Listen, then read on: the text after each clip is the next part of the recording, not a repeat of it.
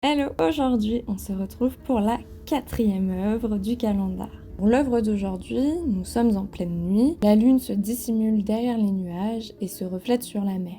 Quelques points de lumière émanent des torches d'une tour, mais surtout, le motif principal, c'est que devant nous, une femme à son pied gauche au bord d'une roche, son talon élevé. Il n'y a pas de doute. Dans quelques secondes, sous nos yeux, elle tombera de ce rocher. Elle a les yeux fermés, comme prête à se laisser abandonner dans sa chute. Les drapés, qui rappellent ceux de la statuaire antique, s'envolent au gré du vent. Dans ses bras, elle tient une lyre qu'elle emportera avec elle dans sa chute. Cette œuvre, elle est d'un certain Antoine-Jean Gros, qui est un peintre néoclassique puis pré-romantique. Là, on est dans sa phase qu'on appelle pré-romantique parce que on va retrouver des motifs et des sujets qui intéresseront tout autant les romantiques qui arriveront un tout petit peu plus tard. Donc c'est-à-dire par exemple on veut du drame, des sentiments, ce genre de choses. J'en avais déjà parlé avec Delacroix si tu veux aller voir ça. Revenons sur Antoine-Jean Gros. Il va avoir une éducation artistique au sein de l'atelier de Jacques-Louis David, qui est un artiste très connu et renommé à son époque. Gros est aussi un baron et il va être proche du général Bonaparte, futur Napoléon Ier.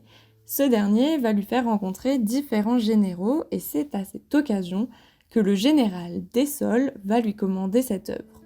Du coup, on se demande un petit peu qu'est-ce qui se passe dans ce tableau, qui est cette jeune femme, etc. L'œuvre s'appelle Sappho à Leucate et elle est réalisée en 1801.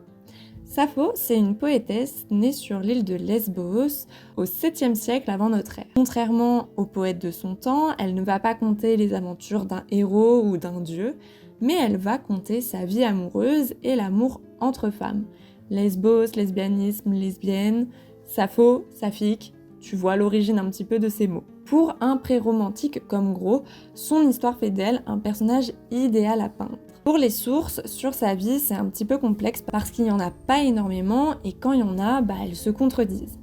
Tantôt, elle est la plus grande poétesse de son temps qui crée un type de poèmes qui sont les poèmes destinés à un être aimé. Tantôt, elle est une courtisane qui, par amour pour un homme, se jette du haut du rocher de Leucate. Et c'est vrai que dans l'iconographie, on va aussi retrouver cette ambiguïté.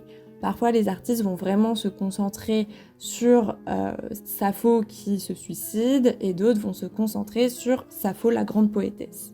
Gros, lui, il va choisir de représenter les deux versions. Alors, ça paraît peut-être pas évident tout de suite maintenant, mais en fait, effectivement, elle se jette du rocher, on voit qu'elle est prête au suicide, mais on n'oublie pas que c'est une poétesse, puisque dans ses bras, elle tient fermement la lyre, qui est un des attributs des poètes, et dans ce cas-là, de la poétesse. Et voilà pour aujourd'hui, on se retrouve demain pour une nouvelle mini-analyse.